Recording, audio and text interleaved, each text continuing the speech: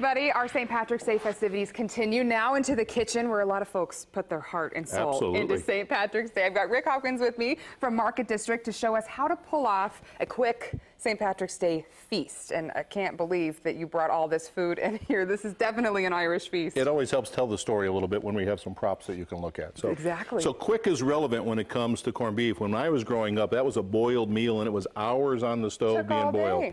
It evolved into the crock pot, which is still usually a most of the day. Anymore with an Instapot, it's about an hour, and that's a great way to get around that time. Folks who haven't pulled off their St. Patrick's Day planning already, this is how you can pull it off today if you're having folks over. If you're still shopping for St. Patty's Day today, you probably want to do it a little quicker than a midnight meal. Exactly. You're going to want to get some of these ingredients. So the essentials, sure. So the traditional meal really always included the cabbage, the potatoes, carrots, and things like that. It started though with like an Irish bacon. So corned beef didn't even become a part of that until probably when the Irish immigrants first came here and met some of the Jewish immigrants that knew about corned beef.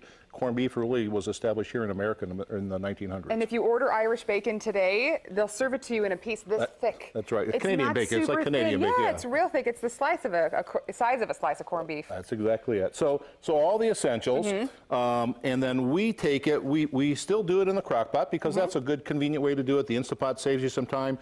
Whether you do it that way or not, we always recommend a little bit of oven leaven. Get it into the oven. Get a little bit of that coloration on here. I know I'm going to let you try a couple things while we're doing this. So, so this is a little bit of that corned beef that's come out of the oven. You can just see how tender and how easy it falls apart here. It's absolutely falling apart. I have a plate for you over here, so I'm going to make that for you. Just a little bit of that great flavor. And did you season it at all, or did it just kind of come with its little packet? So it has its natural packet, but when you cook it with the potatoes, the carrots, the onions, and so on, it has just a natural flavor of all those good vegetables. And it's so moist, and it's so salty. It's perfect. And kind of mustardy as well. That's gorgeous. And then we have a couple extra fun things that we've done. We've actually done a Reuben sausage, kind of a bratwurst done with a Reuben. And I'll cut that for you. You can see the same thing.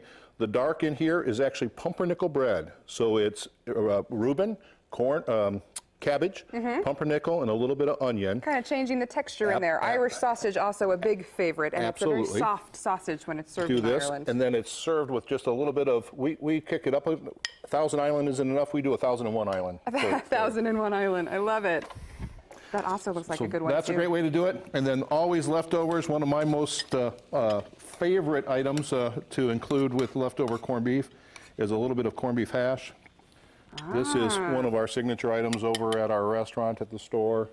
That's well, that's a big thing because there are a lot of leftovers. You've got a couple other plates over here too. Some of the other essentials, you got to have the beers if you're going to do the Irish tradition, a little bit of the desserts.